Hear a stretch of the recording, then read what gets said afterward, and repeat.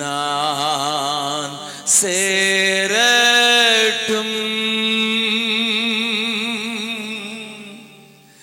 சிலுவை சுமந்து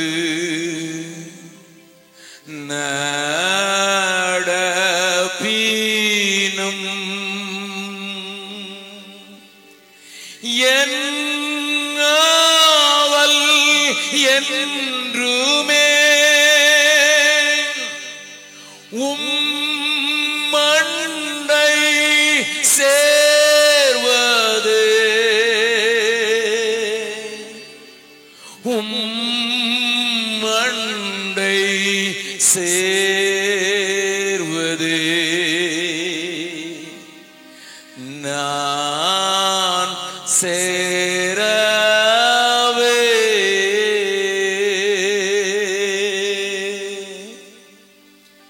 இயேசுவின் மூலம் ஜெபம் கேளும் நல்ல பிதாவே, ஆமென். உட்காரலாம். என்பதற்காக பழைய ஏற்பாட்டு புஸ்தகமாகிய ஓசியா தீர்க்கதரிசியின் புஸ்தகத்தை அடிப்படையாக கொண்டு ஆண்டவர் இஸ்ரவேல் என்று சொல்கிற தன்னுடைய ஜனத்தை எப்படியாக எகிப்திலிருந்து பிரித்து அவர்களை தனக்கு ஒரு ராஜ்யமாக மாற்றி தனக்கு அவர்கள் ஒரு ஆசாரிய ராஜ்யமாக தன்னை வணங்குகிறது மாத்திரமல்ல அறிவிக்கிறவர்களாக மாற வேண்டும் என்பதை அவர்களுக்கு விளங்க பண்ணி ஆண்டவர் அவர்களை பரிசுத்த ஜாதியாக பூமியிலே பொக்கிஷமாக சம்பத்தாக தனக்கென்று நியமித்த அந்த மக்கள் பின்னதாக அநேக காரியங்களுக்கு இடம் கொடுத்து உலகத்தாரை போல வாழ்ந்து வேசித்தன ஆவினால் நிறைந்து பொய்களினால் நிறைந்த ஒரு வாழ்க்கைக்கும் மாயையான ஒரு வாழ்க்கைக்கும் தங்களை விட்டுக் கொடுத்ததினாலே ஆண்டவர் எவ்வளவாய் ஏங்கினார் என்பதை காண்பித்து திரும்பவும் அவர்களை சேர்த்து மீண்டும் நிறுத்தி அவர்களை ஆசீர்வாதமாக மாற்றுவதற்கு தேவன் எதையெல்லாம் செய்கிறார் என்பதை 2 நாட்களும் நான் உங்களோடு கூட பேசி அவருடைய நிலைமையை உங்களுக்கு விளங்கி காண்பித்து நம்முடைய வாழ்க்கையையும் உங்களுக்கு சுட்டி காட்டி தேவனிடத்தில் திரும்ப வேண்டிய அவசியத்தை பேசி வருகிறேன். இன்றைக்கும் அதையே தொடர்ந்து இன்னமும் அந்த வசனங்களில் அடிப்படையிலே ஆண்டவருடைய தெளிவான காரியத்தை உங்களுக்கு சொல்ல விரும்புகிறேன். மீண்டும் மீண்டும் நான் வலியுறுத்த விரும்புகிறதெல்லாம் எத்தனை அன்பான தேவன் நமக்கு உண்டு.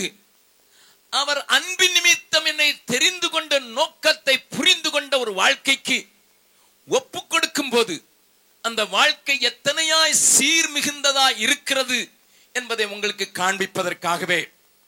ஆகையினால் இன்றைக்கும் ஓசியாவின் புஸ்தகத்துக்கு நேராக உங்கள் கவனத்தை திருப்பி ஆண்டவர் தம்முடைய அன்பை வெளிப்படுத்துவதற்கு எப்படியெல்லாம் பேசுகிறார் என்பதை முதலாவது காண்பித்து அந்த சத்தத்துக்கு நாம் செவி கொடுக்காத போது என்ன தீமையெல்லாம் நிறைவேறுகிறது நடக்கிறது என்பதை நீங்கள் அறிய வேண்டும் என்பதற்காக சில காரியங்களை உங்களோடு கூட பேச விரும்புகிறேன்.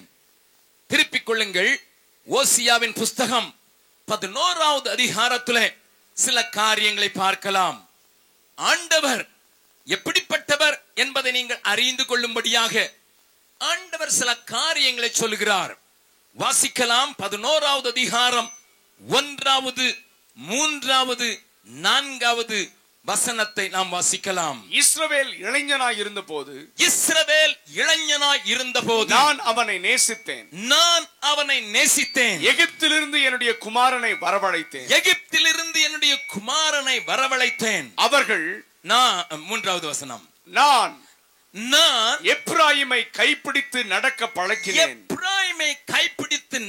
பழக்கினேன். ஆனாலும் நான் தங்களை குணமாக்குகிறவர் என்று அறியாமற் போனார்கள். 4வது வசனம். மனுஷரை கட்டி இழுக்கிற அன்பின் கயிறுகளால் நான் அவர்களை இழுத்தேன். அவர்கள் கழுத்துகளின் மேல் இருந்த நுகத்தடியை எடுத்து போடுகிறவரை போல இருந்து அவர்கள் பட்சம் சாய்ந்து அவர்களுக்கு ஆகாரம் கொடுத்தேன். அருமையான தேவனுடைய பிள்ளைகளே, ஆண்டவர் தன்னுடைய ஜனத்தை, தான் தெரிந்து கொண்டு வேறு பிரித்த ஜனத்தை ஒரு பெரிய நோக்கத்தோடு, உலகத்துக்கே ஆசீர்வாதமாக மாற்றிவிட வேண்டும் என்கிற நோக்கத்தோடு வேறு பிரித்த ஜனத்தை நேசித்த விதத்தை ஆண்டவர் இங்கே அழகாக 5 காரியங்கள் மூலமாக சொல்கிறார். இந்த 3 வசனங்களிலே கவனியுங்கள். இந்த நேசத்தின் உறவை குறித்து ஆண்டவர் இங்கே பேச ஆரம்பிக்கிறார். அன்பை புரிந்து கொள்வதற்கு உறவு முக்கியம் அல்லவா? அந்த உறவு எப்படிப்பட்ட உறவு என்பதை ஆண்டவர் இங்கே சொல்லுவதற்காக 5 காரியங்களை உள்ளடக்கின வசனங்களை தீர்க்கதரிசியின் வாயிலாக தன்னுடைய மக்களுக்கு கூவி அறிவிக்கிறார். 1வது வசனத்திலே அவர் சொல்லுகிறார், ஒரு தகப்பனுக்கும் ஒரு குமாரனுக்கும் உள்ள உறவு. நன்றாய் கவனியுங்கள். என் குமாரனை எகிப்திலிருந்து வரவழைத்தேன் என்று சொல்லுகும் போது அவர் சொல்லுகிற காரியம் ஒரு தகப்பனுக்கும் பிள்ளைக்கும் உள்ள உறவை ஆண்டவர் காண்பிக்கிறார். 3வது வசனத்திலே அவர் சொல்லும் போது சொல்கிறார், நான் நடக்க பழக்கினேன் என்று சொல்கிறார். அதாவது ஒரு தாய்க்கும் ஒரு குழந்தைக்கும் உள்ள உறவை காண்பிக்கிறார். தாய் எப்படி அந்த பிள்ளையை கைப்பிடித்து அதை நடக்க சொல்லிக் கொடுக்கிறாளோ அப்படியே நான் கைப்பிடித்து நடக்க பண்ணுகிறேன் என்று சொல்லுகிறார். 3வது வசனத்துல இன்னொரு காரியத்தை சொல்கிறார், நான் அவனுக்கு வைத்தியன் என்று சொல்கிறார். நான் குணமாக்குகிறவர். ஒரு டாக்டருக்கும் ஒரு பேஷண்ட்டுக்கும், ஒரு வைத்தியனுக்கும் ஒரு நோயாளிக்கும் உள்ள உறவு என்று சொல்லுகிறார். 4வது வசனத்திலே இன்னொரு காரியத்தை அவர் அங்கே சொல்லுகிறதை நீங்கள் பார்க்க நன்றாக கவனியுங்கள். ஆண்டவருடைய உறவு எப்படிப்பட்ட நிலைகளிலெல்லாம் சித்தரிக்கிறார் என்பதை நீங்கள் புரிந்து கொள்ள வேண்டும். அப்பொழுதுதான் நீங்கள் அதை புரிந்து கொண்டு நீங்கள் அவருடைய காரியத்தின் அன்பின் ஆழத்தை அறிந்து கொள்ள முடியும். 4வது வசனத்திலே மனுஷரை கட்டி இழுக்கிற அன்பு என்று சொல்லும் போது ஒரு ஹஸ்பண்டும் ஒரு வைஃபும் அல்லது ஒரு மனைவியும் கணவனும் எப்படி அன்பினாலே பிணைக்கப்பட்டிருக்கிறார்களோ அந்த உறவிலே நான் உன்னோடு ஈடுபடுகிறேன் என்று சொல்கிறார். அதற்கு இறுதியாக அவர் நுகத்தடியை எடுத்து போட்டு என்று சொல்கிற போது ஒரு மேய்ப்பனை அடையாளம் காட்டி மேய்ப்பனின் மந்தைக்கு தன்னுடைய உறவு எப்படி ஒரு நுகத்தடியை ஏரை பூட்டி கொண்டு போய் வயலிலே உழுதுவிட்டு வருகிற அந்த மாட்டின் மேல இருக்கிற நுகத்தடியை எடுத்து போட்டு அதற்கு அந்த மாட்டுக்கு புல்லை அல்லது வைக்கோலை கொடுக்கிறானோ அந்த மேய்ப்பனை போல அல்லது அந்த குடியானவனை போல ஒரு உறவு இருக்கிறது ஆண்டவர் இங்கே விளக்குகிறார். கவனியுங்கள் ஐயா, கவனியுங்கள். நாங்கள் பீகாரிலே ஒரு பெரிய ஆஸ்பத்திரியை உண்டாக்குவதற்கு கர்த்தர் கிருபை செய்தார். அது ஒரு பெரிய ஆச்சரியமான காரியம். அதை நான் சொல்வேன் என்றால் உங்களுக்கு விளங்கும். நான் இப்பொழுது இருக்கிற டெக்ரியான் சோன் என்கிற பட்டணம் கயா என்கிற பட்டணத்திற்கும் புத்த கயா, புத்த மதம் ஆரம்பித்த அந்த புத்த கயாவுக்கும் வாரணாசி அல்லது காசி என்று சொல்லப்படுகிற அந்த பட்டணத்துக்கும் நடுவில் இருக்கிற ஒரு பட்டணம். அந்த டெக்ரியான் சோனின் ஒரு சின்ன கிராமமாய் இருந்த போது அங்கே ஒரு பெரிய இண்டஸ்ட்ரியை உண்டாக்க வேண்டும் என்று ஒரு பெரிய ஒரு பண முதலை அந்த ஊருக்கு வந்தார். ஏகே ஜெயன் என்று ஒருவர். கிட்டத்தட்ட 16,000 பேர் தொழில் செய்யக்கூடிய ஒரு பெரிய காம்ப்ளெக்ஸ், ஒரு இண்டஸ்ட்ரியல் காம்ப்ளெக்ஸை அங்கே உருவாக்குவதற்கு அவர்கள் திட்டமிட்டார்கள். ஏனென்றால் டெக்ரியான் சோன் நன்றான ஒரு இடத்தில் இருக்கிறது. சோன் என்கிற நதியினுடைய மேலே, அது 3 கிலோமீட்டர் அகலமுள்ள நதியின் மேலே இருக்கிறபடினாலும் கிராண்ட் ட்ரங்க் ரோடு என்று சொல்லுகிற அந்த பிரதான சாலை, கல்கத்தாவையும் டெல்லியையும் இணைக்கிற சாலை, அதை கடந்து போகிறதுனாலையும் ரயில்வே லைன்ல கிராண்ட் கார்டு என்று சொல்லப்படுகிற அந்த இடத்திலேயும் அது சந்திக்கிறதுனாலையும் அங்கே சுண்ணாம்பு கற்கள், மூங்கில் காடுகள் அந்த நாட்களிலே இருந்தது. அதுவும் நிலக்கரியும் ஏராளமாய் கிடைக்கக்கூடிய இடத்துல இருந்தபடினாலே பேப்பர், சிமெண்ட், ஆஸ்பெஸ்டாஸ், வனஸ்பதி, அங்கே சுகர் என்று பலவிதமான பிரிவுகளை கொண்ட 7 பொருட்களை உருவாக்கக்கூடிய ஒரு பெரிய காரியத்தை உங்களுடைய காம்ப்ளெக்ஸை போல அங்கே உருவாக்கினார்கள். அதை உருவாக்குவதற்கு வந்த அந்த கன்ஸ்ட்ரக்ஷனுக்கு அதை உண்டாக்குவதற்கு வந்தவர்களிலே ஒரு பெங்காலி விதவையும் இருந்தாள். வங்காளத்தை சேர்ந்த அந்த விதவை 3 பிள்ளைகளோடு கூட அந்த பட்டணத்திற்கு அந்த பணியிலே பிள்ளைகளை கொண்டு சம்பாதிப்பதற்காக வந்தாள். அவள் ஒரு கிறிஸ்தவள். ஆனால் வந்த இடத்திலே 3 பையன்களிலே ஒரு பையன் மரித்து போனான். மரித்து போன தன்னுடைய குமாரனை அடக்கம் பண்ணுவதற்கு, கிறிஸ்தவ முறையிலே அடக்கம் பண்ணுவதற்கு ஒரு கிறிஸ்தவரும் ஒரு ஊழியமும் இல்லாமல் போனபடினாலே அண்டை வீட்டார் அந்த பிணத்தை எடுத்து இந்துக்களின் முறையிலே எரித்து விட்டார்கள். இது அவளை தாக்கிற்று. இது அவளை தாக்கிட்டபடினாலே, ஐயோ, என் ஆண்டவருடைய காரியத்தை சொல்வதற்கும் செய்வதற்கும் இங்கே ஒரு ஊழியனும் இல்லையோ, ஒரு ஊழிய காரியம் இல்லையோ என்று சொல்லி அலைந்து திரிந்து இங்கிலாந்திலிருந்து வந்திருந்த ஒரு நர்ஸை கண்டுபிடித்தார்கள். அவளை இழுத்துக்கொண்டு எப்படியாயிலும் ஒரு ஊழியம் செய்யுங்கள் என்று அந்த பட்டணத்திற்கு வந்திருந்தார்கள். அவர்களோடு கூட இந்த மூதாட்டியும் சேர்ந்து கொண்டார்கள். பின்னதாக இன்னொரு மிஷனரியும் அந்த அம்மா இங்கிலாந்திலிருந்து வரவழைத்து 2 வெள்ளை பெண்கள், வசதி இல்லாத, எலக்ட்ரிசிட்டி இல்லாத, பாதைகள் இல்லாத, கொள்ளைக்காரர்களும் கொடுமைக்காரர்களும் நிறைந்த இடத்திலே ஒரு சின்ன ஊழியத்தை ஆரம்பித்தார்கள். அவர்களுடைய ஊழியம் மருத்துவ ஊழியமாய் இருந்ததினாலே அநேகர் பயன்பட்ட போதிலும் ஆண்டவருக்கு ஒருவரும் இருதயத்தை திறக்கவில்லை. பயன்பட்டார்கள், ஆனால் தேவனை ஒருவரும் ஏற்றுக்கொள்ளவில்லை. அவருடைய அன்பை புரிந்து கொள்ளவில்லை. இது நிமித்தமாக அங்கே ஒரு காரியம் நடந்தது. நன்றாய் கவனியுங்கள் நான் சொல்கிறதை.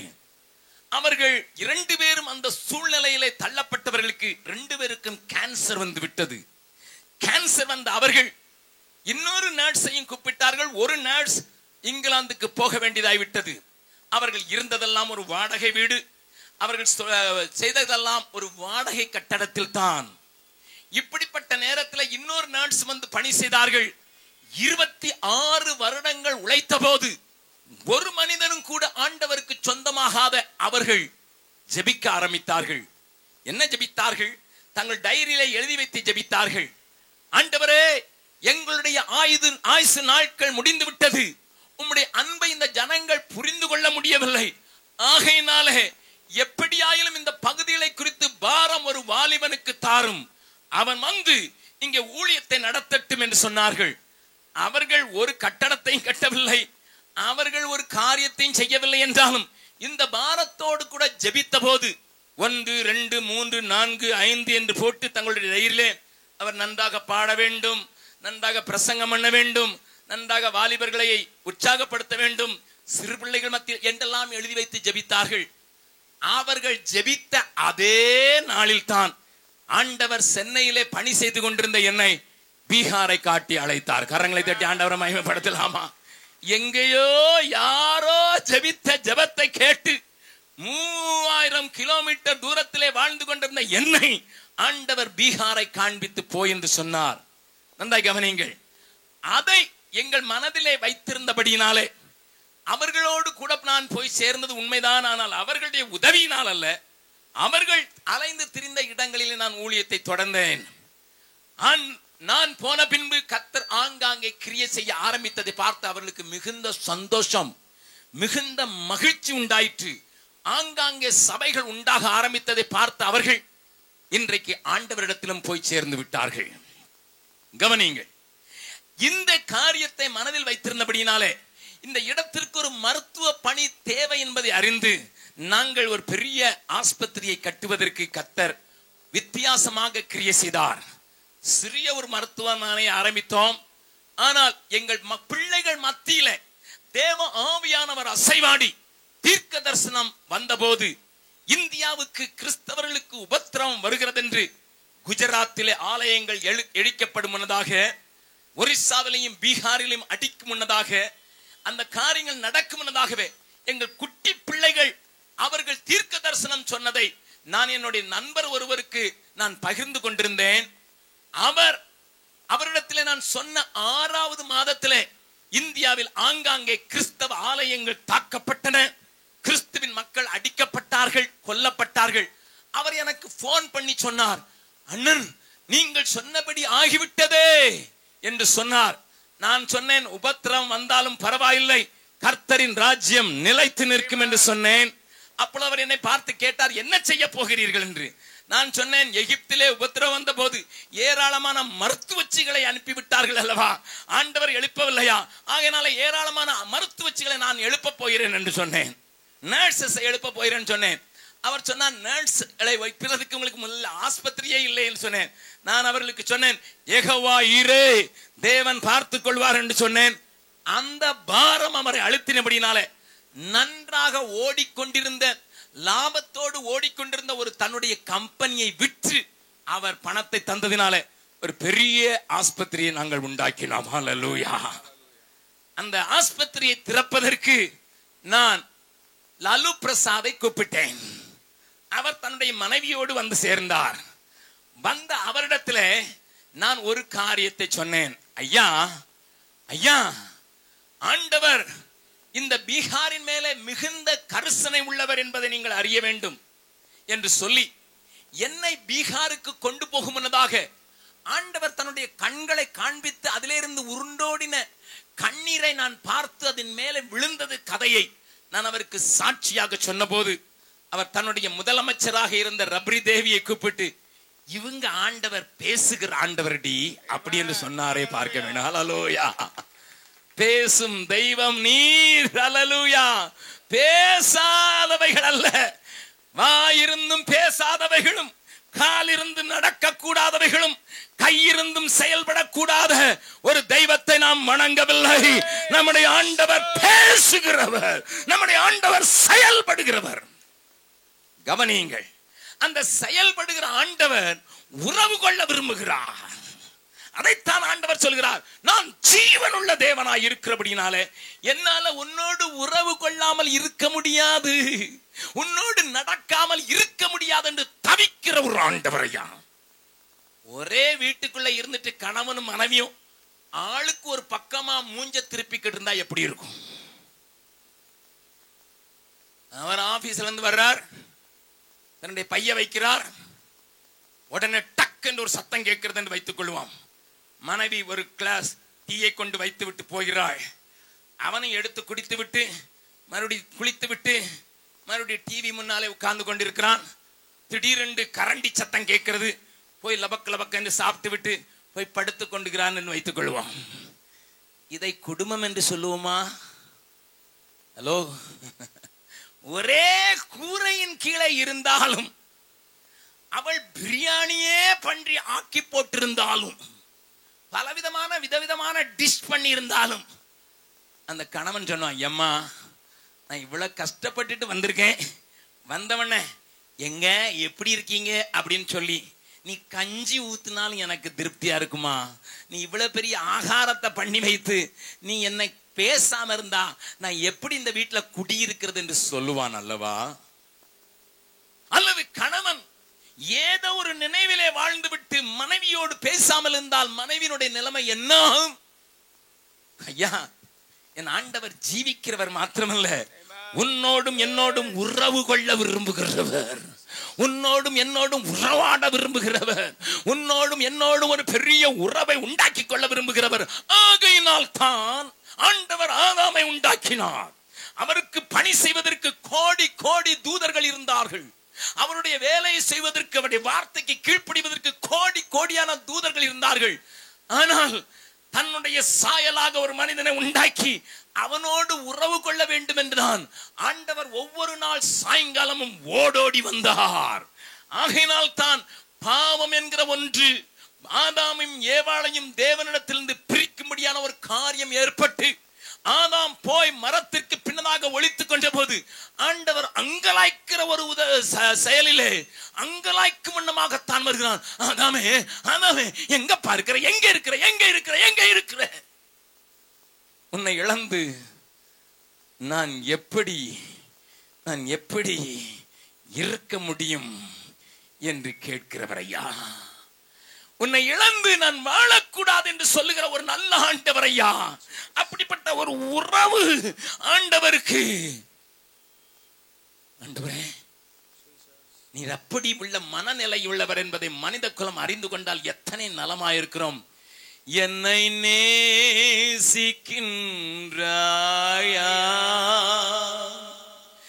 என்னை நேசிக்கின்றாயா, கல்வாரி காட்சியை கண்ட பின்னும் நேசியாமல் இருப்பாயா, வானம் பூமி படைத்திருந்தும் வாடினேன் உன்னை இழந்ததினால், வானம் பூமி படைத்திருந்தும் வாடினேன் உன்னை இழந்ததினால், உன்னை ரட்சிக்க பிதா என்னை அனுப்பினதால் ஓடி வந்தேன் மானிடனா, உன்னை ரட்சிக்க பிதா என்னை அனுப்பினதால் ஓடி வந்தேன் மானிடனாய். படிக்கலாமா என்னோடு கூட சேர்ந்து? வானம் பூமி படைத்திருந்தும் வாடினேன் உன்னை இழந்ததினால், வானம் பூமி படைத்திருந்தும் வாடினேன் உன்னை இழந்ததினால், உன்னை ரட்சிக்க பிதா என்னை அனுப்பினதால் ஓடி வந்தேன் மானிடனாய். என்னை நேசிக்கின்றாயா, என்னை நேசிக்கின்றாயா, கல்வாரி காட்சியை கண்ட பின்னும் நேசியாமல் இருப்பாயா, கல்வாரி காட்சியை கண்ட பின்னும் நேசியாமல் இருப்பாயா. அருமையான தேவனுடைய பிள்ளையே, உன் ஆண்டவர் ஜீவன் உள்ளவராய் இருக்கிறபடியினால் அவர் உன்னோடு உறவாட விரும்புகிறார். ஆகினால் தான் அவர் பலவிதமான உறவு நிலைகளை காண்பிக்கிறார். ஒரு தகப்பனுக்கும் மகனுக்கும் உள்ள நிலை என்ன சொல்கிறார்? ஒரு தகப்பன் தன் குமாரனை சுமப்பது போல என் தோளில் அவனை சுமந்து வந்தன் ஐயா. கரங்களை தட்டி ஆண்டவர் மகிமைப்படுத்தலாமா? என்னை கல்லூரியிலே சேர்த்து விட்டு ஒரே மகன், என் மகன் பெரிய இன்ஜினியர் ஆவான் என்கிற கனவோடு கூட என் அப்பா 4 கிலோமீட்டர் எனக்குரிய புஸ்தகம் எல்லாவற்றையும் எடுத்துக்கொண்டு, அந்த நாளில் டீ ஸ்கேல் என்று சொல்வார்கள், டீ ஸ்கேல் எல்லாம் எடுத்துக்கொண்டு தோளிலே போட்டுக்கொண்டு, அவர் ஓட்டு புஸ்தகங்களை ஒரு பக்கம் இந்த பக்கத்தில் போட்டுக்கொண்டு, அந்த இடத்துல இருந்து நாங்கள் மெயின் ரோட்டுக்கு வருவதற்கு 4 கிலோமீட்டர் வெயிலிலே நடக்க வேண்டிய ஒரு சூழ்நிலையில நடந்தபோது அவர் என்னை பார்த்து சொன்ன ஒரு வார்த்தை இன்னைக்கும் மறக்கல. நான் கேட்டேன், அப்பா நான் தூக்கிக்கிறேன். டை தம்பி, நீ தான் எல்லா நாளும் தூக்க போறியடா, நீ தூக்குறதுக்கு பதிலா நான் தூக்கிட்டு வந்து என் பிள்ளை இவ்வளவு நல்ல படிப்பு படிக்க போகுதுன்னு சொல்லி நான் பார்த்து மகிழ்றதுக்காக எனக்கு கொஞ்சம் அனுபவிக்கிறதுக்கு இடம் கொடுடான்னு சொல்லி என் தந்தை அத்தனையும் தூக்கி என்னை பக்கத்தில் நடத்தி கொண்டு வந்த காரியத்தை நான் இப்பொழுது நினைக்கிறேன். அதுதான் ஐயா தகப்பனுடைய அன்பு. எந்த தகப்பன் தன்னைக்கு போலத்தான் பிள்ளை மாற வேண்டும் என்றல்ல, தன்னை காட்டிலும் அதிகமாக வாழ வேண்டும் என்று விரும்புகிறான் அல்லவா? தான் MA படித்திருந்தால் தன்னுடைய பிள்ளை PhD படிக்க வேண்டும் என்று விரும்புகிறான். தான் BE படித்திருந்தால் தன்னுடைய பிள்ளை MTech படிக்க வேண்டும் என்று விரும்புகிறான். எந்த தகப்பன் தன்னை காட்டிலும் குறைவாக என் பிள்ளை இருக்க வேண்டும் நினைக்கிறான்? அந்த அன்பையா இந்த அன்பு. பொல்லாதவர்களாகிய நீங்கள் உங்கள் பிள்ளைகளுக்கு நல்ல ஈவுகளை கொடுத்து அறிந்திருக்கும் போது உங்கள் பரமபிதா என்று சொல்லுகிற நல்ல அன்பையா, ஒரு தாயை போல கையை பிடித்து நடக்க பண்ணினேன். இங்க இருக்கிற தாய்மாரை கேட்டு பாருங்க, குட்டி பிள்ளையா கையில இருக்கும்போது அது எத்தனை நேரம் உங்களை அசிங்கப்படுத்திருச்சு. நீங்க அப்பந்தான் ஒரு மீட்டிங் கிளம்பியிருப்பீங்க, அப்பந்தான் ஒரு கல்யாணத்துக்கு போகணும்னு நினைச்சிருப்பீங்க. காஞ்சிபுரம் சாரி எடுத்து கட்டி பிள்ளைக்கு கொஞ்சம் பால் ஊத்தணும் போது அப்பந்தான் அதுக்கு வயிற்றால போகும். ஆனா உங்க மனசு உடனே தூக்கி போட்டுறாது. இந்த நேரத்துல போயா இது செய்யணும்னு சொல்லல, ஆனாலும் அள்ளி அணைத்து தங்கம் அப்படின்னு சொல்ற அன்பையா, தாயின் அன்பு. அல்லேலூயா. எந்த டாக்டர் ஐயா இந்த வியாதியை என்னால் குணமாக்க முடியாது என்று சொல்லுகிறவன் உண்மையான வைத்தியன். அந்த நோயாளியினுடைய காரியத்தை புரிந்து கொண்டு இரவும் பகலும் கண் விழித்து எப்படியாவது 10 நேரத்துக்கு ஒரு நான் கையை பிடிச்சு பார்த்து ஸ்டெதஸ்கோப்பை வச்சு பார்த்து செக் பண்ணி எப்படியாயிலும் சுகமாகிவிட மாட்டானா என்று துடிப்பான் அல்லவா? எப்படி ஒரு கணவனுக்காக மனைவி காத்திருப்பாள் அல்லது மனைவியினுடைய சுகத்துக்காக கணவன் போராடுவானோ, அப்படி ஒரு கணவனுக்கும் மனைவிக்குள்ள உறவு என் ஆண்டவரோடு கூட உள்ள உறவு என்று சொல்வதற்கல்லவா என் அருமையான சகோதரன் வெஸ்லி பாடினார், என் மணவாளனே என் தோழனே. அல்லேலூயா. என் மணவாளன் எனக்கு தோழன், என்னோடு கூட இருத்து அவரே எல்லாம் ஆனார் என்று சொல்லுகிற அந்த உறவு. கூடவே ஒரு மேய்ப்பனுக்கும் மந்தைக்கும் உள்ள உறவு. யாக்கோபு சொல்லுகிறான் தன்னுடைய மந்தையை குறித்து, இரவும் பகலும் நான் அந்த மந்தையின் மேல கவனமாக இருந்தேன். அதன் மேலே என் மேலே பனிப்பட்டது, என் மேல் வெயில் அடித்தது. அந்த மந்தைக்கு நான் காவலாளியாயிருந்தேன். தன்னுடைய சுகத்தை பார்க்காமல், தன்னுடைய ஆபத்தை பார்க்காமல் தாவீது என்கிற மேய்ப்பனை குறித்து சொல்கிறது. ஒரு சிங்கம் வந்து என்னுடைய ஆட்டுக்குட்டியை எடுத்து போன போது என் உயிரை பணைய வைத்து போனால் போகட்டும் என்று இல்லை, அதனுடைய வாயை கிழித்து போட்டதை தப்புவித்தேன் என்று சொல்கிறார். அந்த மேய்ப்பனுடைய அன்புள்ள உறவு நம்முடைய ஆண்டவர் நமக்காக காட்டுகிறார். கரங்களை தட்டி மீண்டுமாக ஆண்டவருக்கு நல்லா கவனிங்க. இப்படி மனித குலத்தோடு கூட உறவு கொள்ள விரும்புகிற ஆண்டவர், இப்படி மனித குலத்துக்காக தன்னையே தந்த ஆண்டவர். நானே நல்ல மேய்ப்பன் ஆடுகளுக்காக ஜீவனை கொடுக்கிறான் என்று ஜீவனை கொடுத்து தன்னுடைய அன்பை வெளிப்படுத்தின அந்த ஆண்டவர் இப்ப திடீர்னுட்டு வேற காரியத்தையும் சொல்றாரு. அந்த ஓசியாவின் புஸ்தகத்தை வாசித்து பார்த்தா கொஞ்சம் நமக்கு பயமே வந்துடும். இவ்வளவு அன்பான ஆண்டவர் ஐயா, இவ்வளவு அன்பான ஆண்டவர், அந்த அன்பின் ஆண்டவரை வெளிக்கொட்ட வந்த இயேசு கெத்செமனே தோட்டத்திலே ஜெபித்து விட்டு வெளியே வருகிறார். அவருடைய வேர்வையெல்லாம் இரத்தமாக வெளிப்பட்டிருக்கிறது. பலவீனத்தோடு கூட வருகிறார். அவரை காட்டிக் கொடுக்கிறதற்கு அவரோடு கூட உண்டு உறங்கின, அவரால் தெரிந்து கொள்ளப்பட்டு நம்பிக்கை உடையவன் என்று சொல்லி பணப்பையும் கொடுத்த அந்த மனிதன் வந்து தீவெட்டிகளோடு கூட வந்து நின்று முத்தம் விடுகிறான். அப்பொழுதும் என் ஆண்டவர் என்ன சொன்னார் தெரியுமா? சிநேகிதனே. ஹல்லேலூயா, ஹல்லேலூயா. காட்டிக் கொடுப்பவனையும் சிநேகிதன் என்று அழைக்கும் அன்பு. அங்கே அவரை பிடித்து கட்டுகிறார்கள். அதை கண்ட பேதுரு ஒருவனை ஓங்கி வாளால் வெட்ட அவனுடைய காது அறுந்து போகிறது. கட்டினவன் பெயர் மல்கூஸ். அந்த மல்கூசனுடைய காதை எடுத்து கட்டப்பட்ட கையோடு அந்த காதின் துண்டை எடுத்து அதை ஒட்ட வைக்கிற என் அன்பு தெய்வம் ஐயா, என் அன்பு தெய்வம் ஐயா.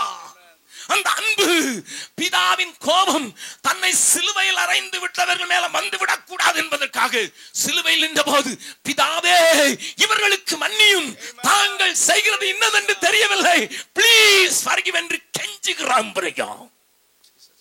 இன்றைக்கு இந்த அன்பை விட்டுவிட்டு தான் மனிதன் மரத்தையும் மண்ணையும் வணங்கிக் கொண்டிருக்கிறான். இந்த அன்பை விட்டுவிட்டு தான் மனிதன் தெய்வத்தை விட்டு தெய்வம் அல்லாதவைகளை தனக்கு உண்டாக்கி கொண்டிருக்கிறான். என் தேவனுடைய இருதயம் துடிக்காதோ? என் தேவனுடைய இருதயம் பாடுபடாதோ? கேளுங்கள், கேளுங்கள், கேளுங்கள். உருகாயோ? நெஞ்சமே நீ உருகாயோ? உனக்காக உன்மேல் வைத்த அன்பிற்காக தன்னையே பலியாக்குற அந்த அன்பை விட்டு எங்கே ஓடுவாய்? அதிலையும் தெரிந்து கொண்டு ரத்தம் சொடுத்து விலைக்கு வாங்கின கூட்டம் பின்முருகு காட்டி உலகத்திற்கு பின்னதாக போய் வேசித்தனம் பண்ணி ஆண்டவருடையவைகளை பாகாலுடையதாக்கினால் தேவனுடைய மனது கொதிக்காதோ? அவருடைய மனது தவிக்காதோ? கவனிங்கள். இப்பொழுது ஆண்டவர் என்ன சொல்கிறார் தெரியுமா? எப்பா, நான் உனக்கு அப்பாவா, அம்மாவா, கணவனா, டாக்டரா, வைத்தியரா, மேய்ப்பனாக இருந்த என்னை நீ எப்படி மாற்றி விட்டாய்? என்ன சொல்கிறார் பாருங்கள். வாசிக்கலாம், ஒவ்வொரு வசனமாக வாசிக்கலாம். ஆண்டவர் சொல்கிற வார்த்தைகளை வாசிக்கலாம். 5வது அதிகாரம் 12வது வசனம். ஓசியா 5வது அதிகாரம் 12வது வசனம். நான் எப்பிராயீமுக்கு பொட்டரிப்பை போலவும், அடுத்து முடிச்சிருங்க, யூதாவின் வீட்டுக்கு உளுப்பை போலவும் இருப்பேன். ஆண்டவர் இப்பொழுது கோபப்படுகிறார். ஆண்டவர் நீதி உள்ளவர் அல்லவா? அன்பின் தெய்வத்தினுடைய ஒரு பக்கம் அவர் அன்பானவர், இரக்கமுள்ளவர், பாவிகளுக்கு இறங்குகிற தேவன். ஆனால் அதே பக்கத்தில் அவர் பட்சிக்கிற அக்கினி அல்லவா?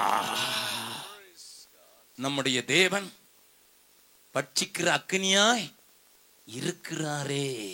ஓஹோ, பிரதர்ஸ், சிஸ்டர்ஸ், லிசன். இந்த அன்பின் வடிவமாய் தேவன் இப்பொழுது மனிதன் அவனை விட்டு விலகி போனது மாத்திரமல்ல, தெரிந்து கொள்ளப்பட்ட அவருடைய மக்கள் விசேஷித்த நோக்கத்தோடு உலகத்தை தன்னுடைய செய்தியால் நிரப்புவார்கள் என்று நம்பி, உலகத்துக்கு ரட்சிப்பை அறிவிப்பார்கள் என்று நம்பி, தன்னுடைய பாவ மன்னிப்பின் காரியத்தை எல்லாம் மூலை முடுக்களுக்கு அழிப்பாள் என்று தெரிந்து கொண்ட இந்த ஜனம் தன்னை கெடுத்துக் கொண்டு தனக்கே உரிய காரியத்திலே கவனம் செலுத்தி தன்னையே கட்டிக்கொண்டு வாழும்போது அவருடைய கோபம் பற்றி எறிவதிலே ஆச்சரியம் இல்லையே. பார்த்து சொன்னார், என் வீடு பாழாய் கிடக்கும் போது நீங்கள் மற்ற பாவப்பட்ட வீடுகளை கட்டிக்கொண்டிருப்பீர்கள். You don't have a concern. Your priorities are wrong. உன்னுடைய முன்னுரிமை மாற்றப்பட்டிருக்கிறது என்று கொதித்து எழும்புற ஆண்டவர் என்ன சொன்னார்? நீ அதிகம் சம்பாதிப்பாய், அது பொத்தலான பையிலே போட்டது போல ஒழுகி போகும். நீ சேர்த்து வைப்பாய், 50 அம்பாரம் இருக்க வேண்டிய இடத்துல போய் பார்த்தால் 20 தான் இருக்கும். வாசிக்கலாம், 6வது அதிகாரம் 1வது வசனத்தை வாசிக்கலாம்.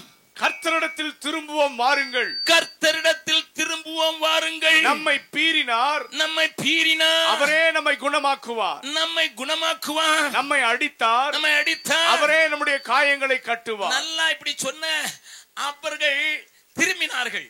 என்ன திரும்பினார்களாம்? 4வது வசனத்தை வாசிக்கலாம். எப்பிராயீமே, உனக்கு என்ன செய்வேன்? உனக்கு என்ன செய்வேன் அப்பா? யூதாவே, உனக்கு என்ன செய்வேன்? உங்கள் பக்தி காலையில் காணும் மேகத்தை போலவும், விடியற் காலையில் தோன்றும் பனியை போலவும், விடியற் காலத்திலே தோன்றும் பனியை போலவும் ஒளிந்து போகிறது. பக்தி கொஞ்ச நேரம் கூட நிக்க மாட்டேங்குதுப்பா. உன்னுடைய பக்தி கொஞ்சம் கஷ்டம் வந்த உடனே திரும்பி போயிடுறப்பா.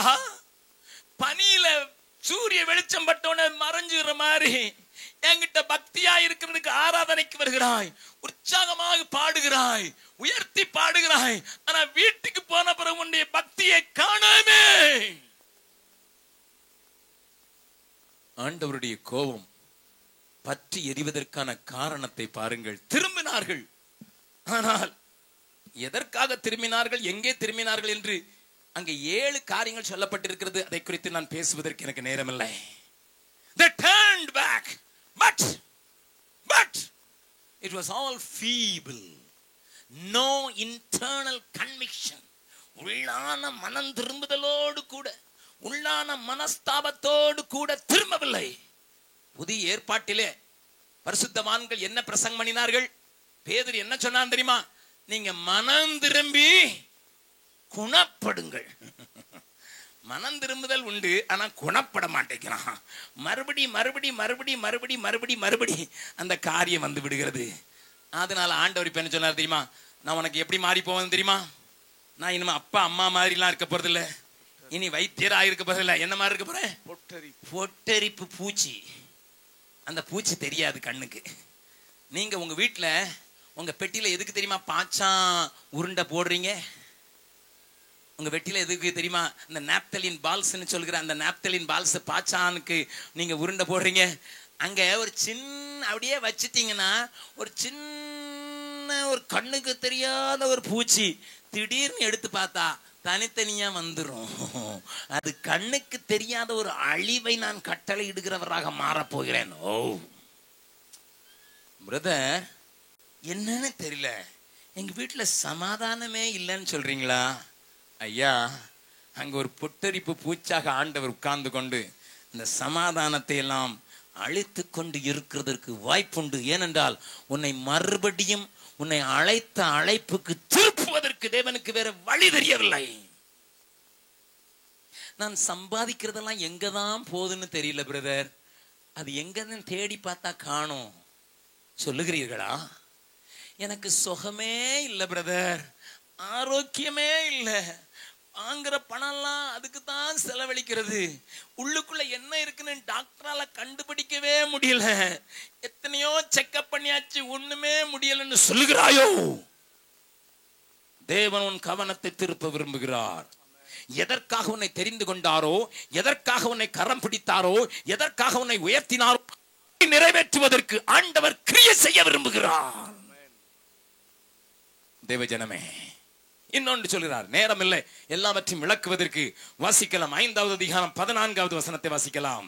நான் எப்ராயிமுக்கு சிங்கம் போலவும். இப்ப என்ன சொல்றாரு ஆண்டவர்? சிங்கம்.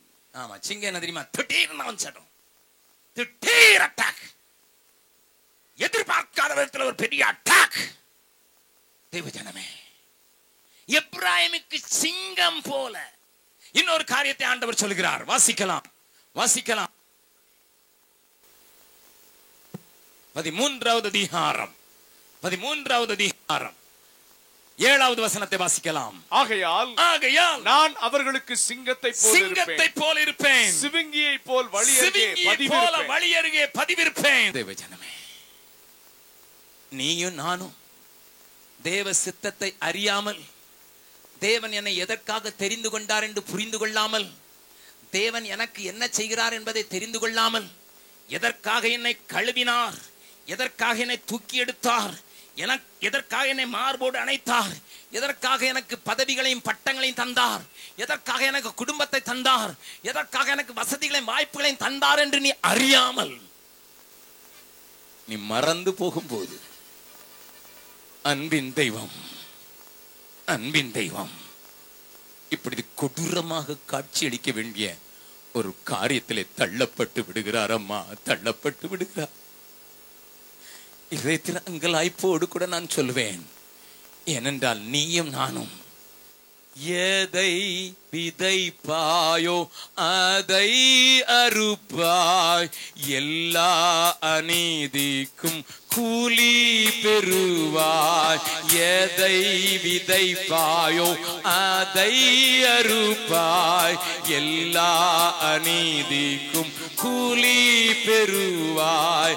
கல்வாரி சிலுவை அண்டிடுவாய், கர்த்தரை நம்பியே தப்பிடுவாய். கல்வாரி சிலுவை அண்டிடுவாய், கர்த்தரை நம்பியே தப்பிடுவாய். கரங்களை தட்டி இயேசு கிறிஸ்து வருகின்றார் இந்த கடைசி காலத்திலே.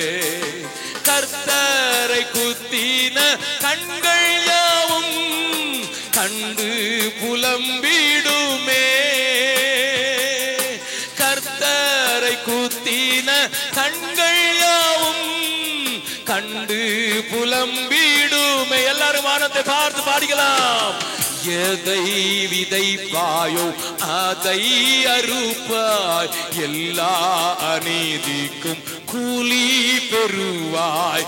எதை விதைப்பாயோ அதை அறுப்பாய், எல்லா அநீதிக்கும் கூலி பெறுவாய். கல்வாரி சிலுவை அண்டிடுவாய், கர்த்தரை நம்பியே தப்பிடுவாய். கல்வாரி சிலுவை அண்டிடுவாய், கர்த்தரை நம்பியே தப்பிடுவாய். இயேசு கிறிஸ்து வருகின்றார் இந்த கடைசி காலத்திலே.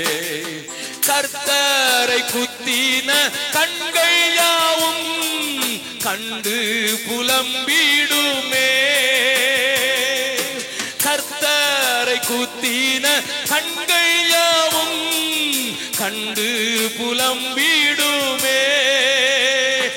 ஆகையினால் தான் அன்பின் சொரூபியாய் தாழ்மையை தரித்தவராய் மாட்டு தொழுவத்திலே வந்த இயேசு எப்படி வரப்போகிறார் என்று வேதம் சொல்கிறது. வாசிக்கலாம்.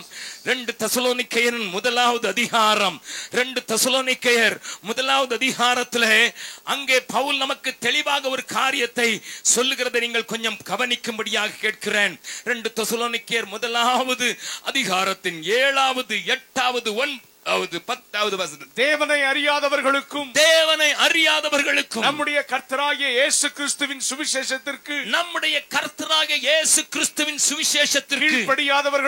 கீழ்ப்படியாதவர்களுக்கும் நீதியுள்ள ஆக்கினையை செலுத்தும்படி கர்த்தராகிய இயேசு தமது வல்லமையின் தூதரோடும் ஜுவாலித்து எரிகிற அக்கினியோடும் வானத்திலிருந்து வெளிப்படும் போது அப்படியாகும். வெளிப்படும் போது அப்படியாகும். அந்நாளிலே நன்றாய் கவனியுங்கள். அந்நாளிலே தம்முடைய பரிசுத்தவான்களில் மகிமைப்படத்தக்கவராயும் அவர் மகிமைப்படத்தக்கவராகவும் நீங்கள் எங்களுடைய சாட்சியை விசுவாசித்தபடியினால் உங்களிடத்திலும் விசுவாசிக்கிறவர்கள் எல்லாரிடத்திலும்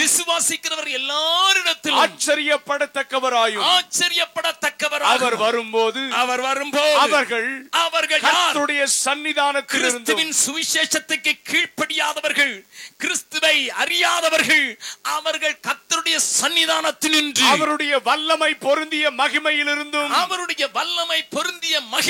நீங்களாகி நித்திய அழிவாகிய தண்டனையை அடைவார்கள். The God who came in all humility, the God who manifested himself in all love, he will come forth as a burning fire. அன்பின் தெய்வமாய் வந்தவர், அன்பின் ஆண்டவராய் வந்தவர் அங்கே எப்படி வருகிறார்?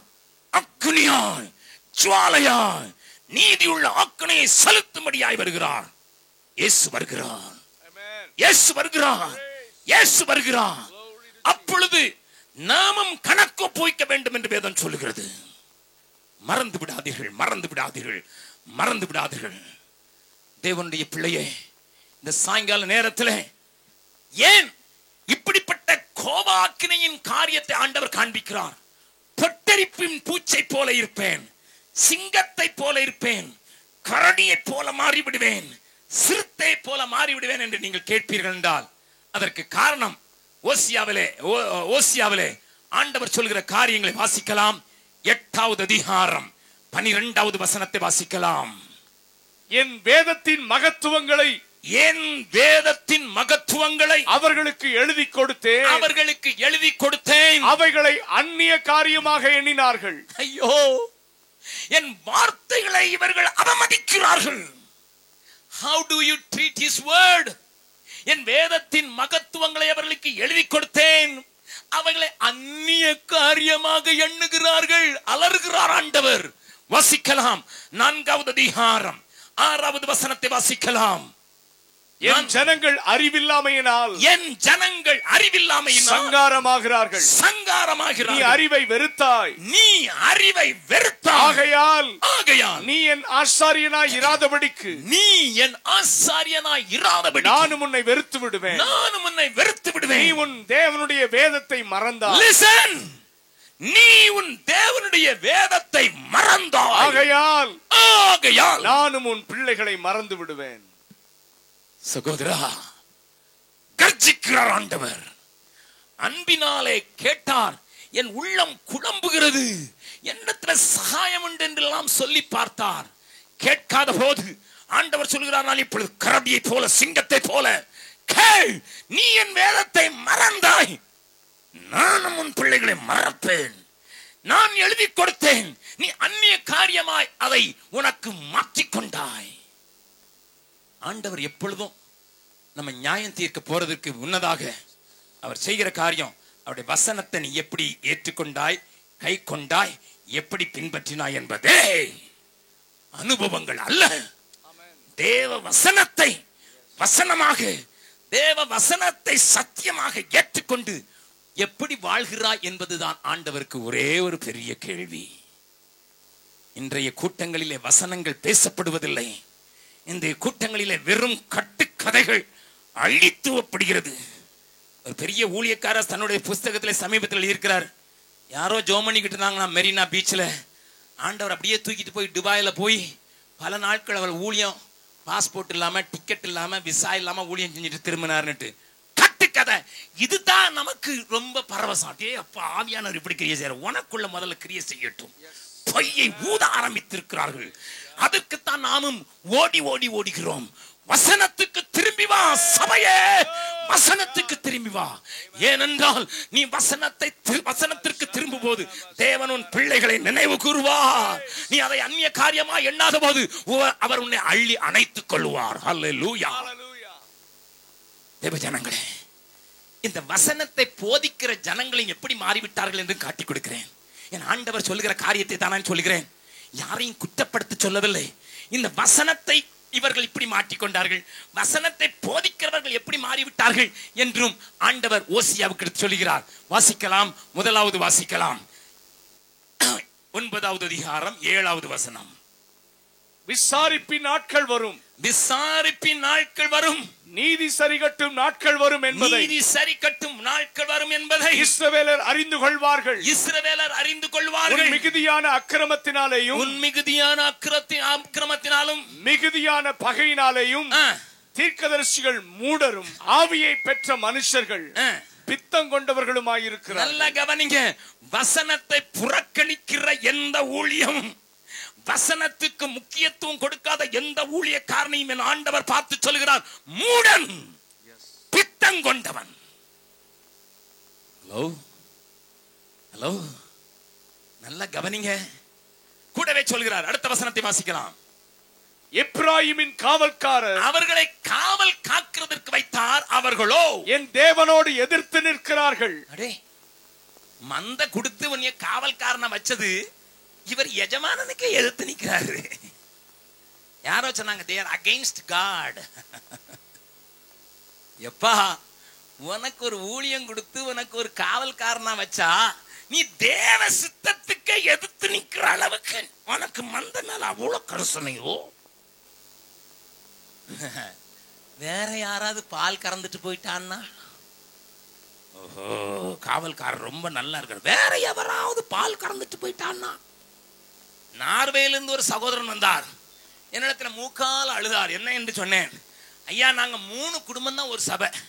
இந்த குடும்பத்துல இருக்கிற மூப்பர் அங்க இருக்கிற வர்ற பொம்பளை பிள்ளைங்கிட்டையும் கொஞ்சம் ஒரு மாதிரி இருக்கிறான்னு பாஸ்டர்ட்ட போய் சொன்னா, அவர் பாஸ்டர் சொல்றாரு, கரவல் ஆடுகளை மெதுவாகத்தான் நடத்தணும், நீங்க கண்டுக்காதீங்க, ஏன்னா நிறைய தசமபாகம் கொடுக்குறாராம், அதனால மெதுவா நடத்தணும். வசனத்துக்கு எங்கதான் விளக்கம் கண்டுபிடிச்சாலும் மூடர், பித்தர், காவல்காரர், தேவனோடு எதிர்த்து நிற்கிறவர்கள். அடுத்தாற்போல் எப்ராயிமின் காவல்காரர் என் தேவனோடு எதிர்த்து நிற்கிறார்கள். தீர்க்கதரிசி தன் வழிகளிலெல்லாம் குருவி பிடிக்கிறவனுடைய கண்ணியாகவும், குருவி பிடிக்கிற மாதிரி தான் கண்ணி வச்சிருக்கலாம், மாட்டிக்கிட்டா அடிச்சுட்டான். ஏய் லிசன். Amen. தீர்க்கதரிசிகள் தீர்க்க தரிசனம் என்கிற பெயரில் கண்ணியாகவும் அதோடு கூட இல்ல, என்ன செய்யறாங்களா? தன் தேவனுடைய ஆலயத்திலே பகையாளியாகவும் இருக்கிறான். Inside the search. இன்னொரு வசனத்தை வாசித்து 6வது அதிகாரம், ஓசியா 6வது அதிகாரம் 9வது வசனத்தை பார்க்கலாம். பரிகாரரின் கூட்டங்கள் ஒருவனுக்கு காத்திருக்கிறது போல சீகேமுக்கு போகிற வழியிலே கொலை செய்கிற ஆசாரிய கூட்டம் யார மாதிரி காத்திருக்குது? பரிகாரின் கூட்டம். ஆமா, எப்படிடா கொள்ளை அடிக்கலாம், அதான் நோக்கம். லிசன். வசனம் எங்கே அவமதிக்கப்படுகிறதோ, வசனம் எங்கே தள்ளப்படுகிறதோ, வசனம் எங்கே அந்நிய காரியமாக எண்ணப்படுகிறதோ, அங்கே இருக்கிற ஊழியக்காரருடைய நிலைமை இப்படித்தான் மாறி போகும். ஆண்டவர் சொல்கிறார், மூடன், பித்தன், என்னோடு எதிர்த்து நிற்கிறவன், கொள்ளைக்காரன், பரிகாரன், கண்ணி விரிக்கிறவன். தேவஜனமே, அதோடு நிக்கல. ஆண்டவர் 4வது அதிகாரத்துல சொல்றாரு. 4வது அதிகாரம் 5வது வசனத்தை வாசிக்கலாம். ஆகையால் நீ பகலிலே இடறி விடுவாய், இரவிலே உன்னோடு கூட தீர்க்கதரிசியும் இடறி விடுவான். ஏன்? கண்ணு தெரியல. தீர்க்கதரிசிக்கு என்ன தெரியல? கண்ணு தெரியல.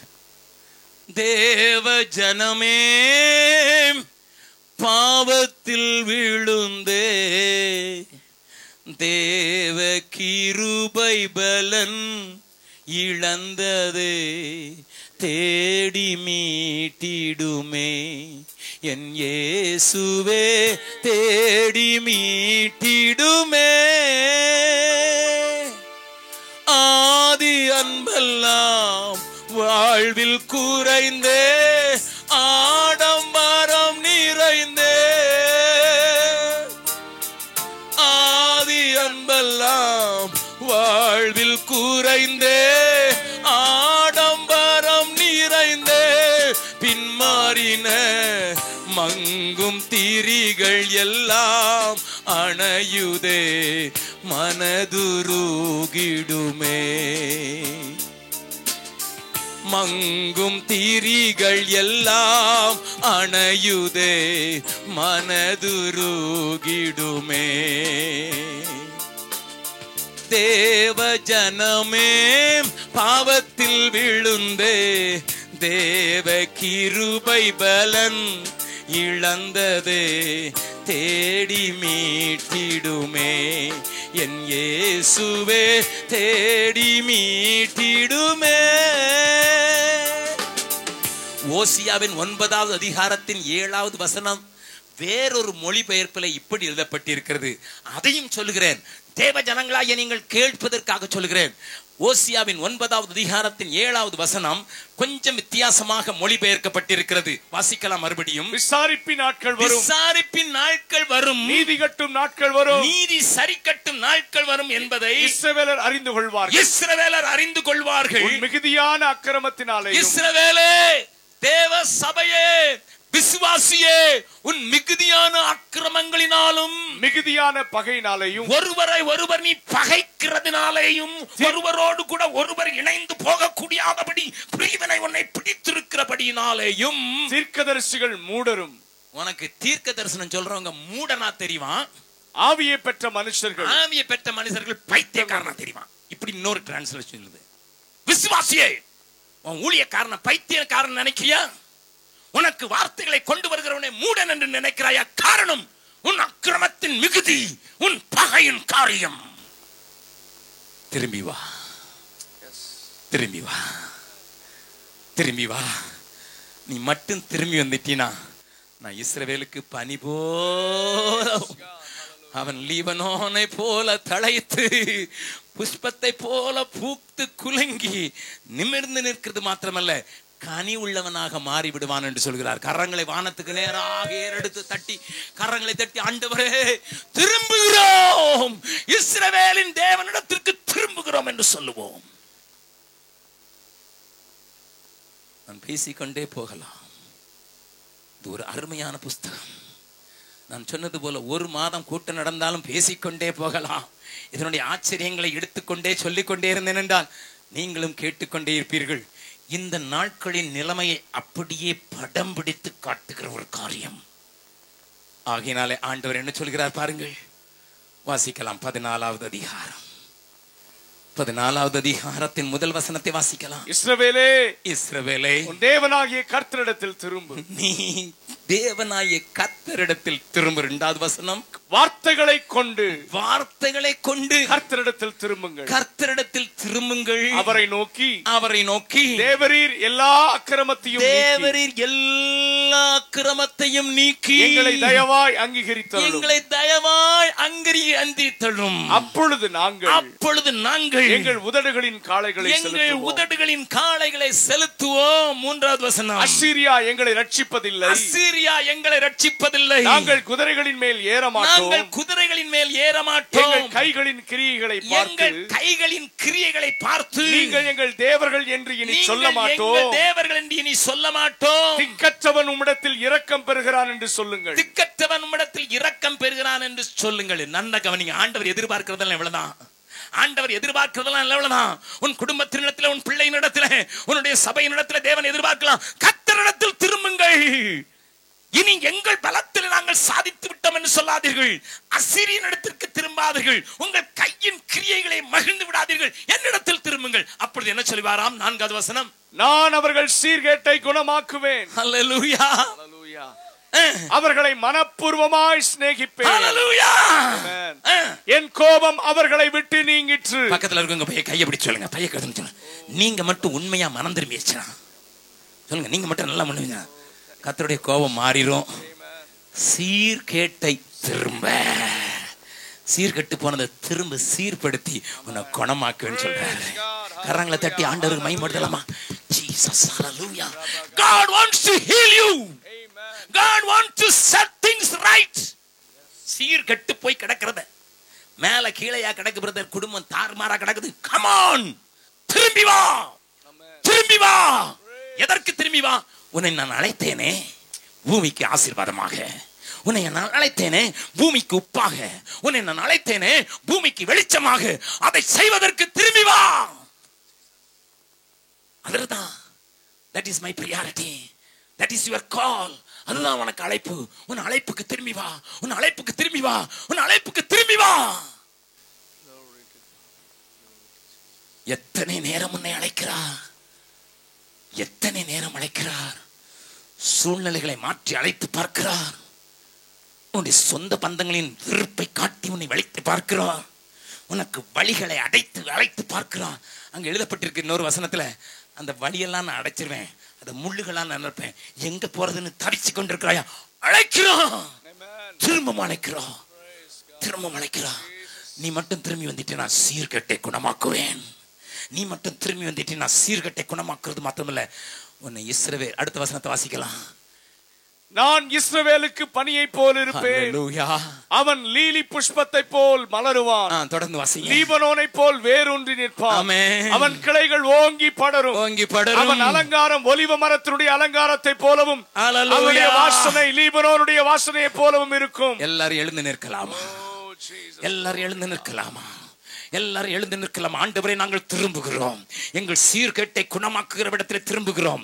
எங்களுக்கு விட்டு போன பணியினை செய்வதற்கு திரும்புகிறோம். இந்த தேசத்தை எங்களை கொண்டு சுதந்தரிப்பதற்கு நீர் தெரிந்து கொண்ட நோக்கத்தை, இந்த பூமியை ஆண்டவரை ரட்சிப்பதற்கு எங்களை அறிவியாக, எங்களை கருவியாக உபயோகப்படுத்தப்படுகிற நோக்கத்தை மறந்த நாங்கள் திரும்புகிறோம். ஆண்டவரே, திரும்புகிறோம், திரும்புகிறோம், திரும்புகிறோம். ஆண்டவரே, எங்கள் சீர்கேட்டை குணப்படுத்தி எங்களை மலர பண்ணுகிற ஆண்டவரிடத்துல திரும்புகிறோம்.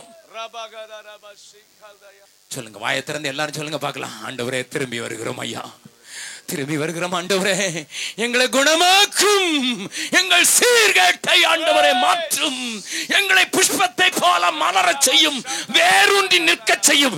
எங்கள் கனிகளை எங்களுக்கு தந்து எங்கள் தோட்டத்திலே நேசர் வந்து உலாவி வருவாராக. எங்கள் நேசன் வந்து உலாவி வருவாராக. எஜமானனே, எஜமானனே, உயிருள்ள நாள் வரையும் ஆண்டவரே நாங்கள் உமக்காக ஓடுவதற்கு எங்களை பலப்படுத்துகிறோம். உயிருள்ள நாட்கள் எல்லாம் ஓடி ஓடி உழைத்திடுவேன். எனக்காக பலியான உமக்காக நான் வாழுவேன் என்று சொல்கிற அந்த பாடலை நாம் நம்முடைய அர்ப்பணமாக பாடி நான் முடிக்க போகிறோம். உயிருள்ள நாட்கள் எல்லாம் ஓடி ஓடி உழைத்திடுவேன். உயிருள்ள நாட்கள் எல்லாம் ஓடி ஓடி உழைத்திடுவேன். பலியாகி என்னை மீட்டீரே, பலியாகி என்னை மீட்டீரே. பரலோகம் திறந்தீரையா, பரலோகம் திறந்தீரையா. எஜமானனே, எஜமானனே, என் இயேசு ராஜனே. உயிர் வாழும் நாட்கள் எல்லாம் ஓடி ஓடி உழைத்திடுவேன். உயிர் வாழும் நாட்கள் எல்லாம் ஓடி ஓடி உழைத்திடுவேன். அழைத்தீரே உம் சேவைக்கே, என்னை அழைத்தீரே உம் சேவைக்கே. அதை நான் மறப்பேனோ, அதை நான் மறப்பேனோ. எஜமானனே, எஜமானனே, என் இயேசு ராஜனே. எஜமானனே, எஜமானனே, என் இயேசு ராஜனே.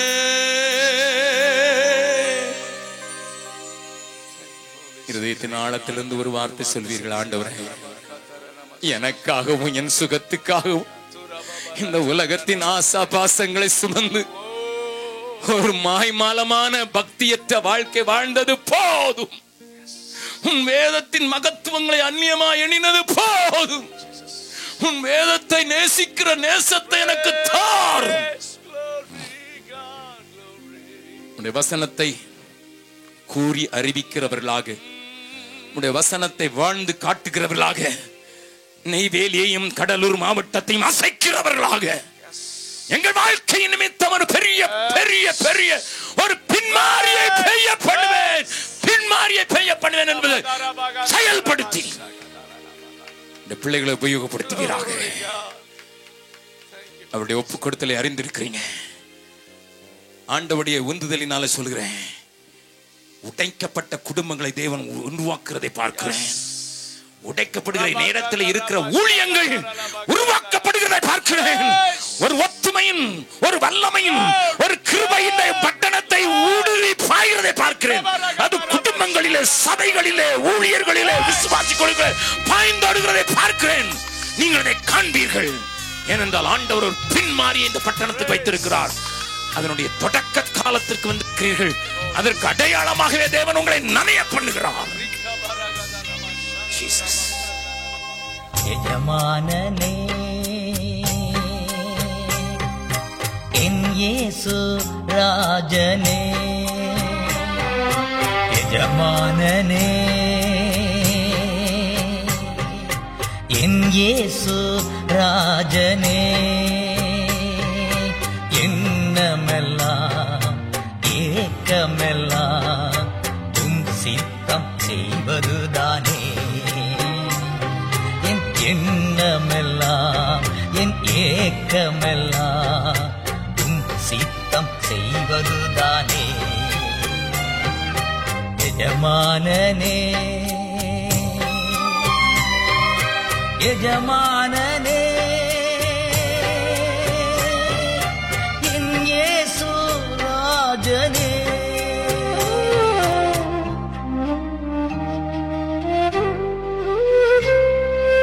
உமக்காகத்தான் வாழ்கிறேன், உம்மைத்தான் நேசிக்கிறேன். ஐயா, உமக்காகத்தான் வாழ்கிறேன்,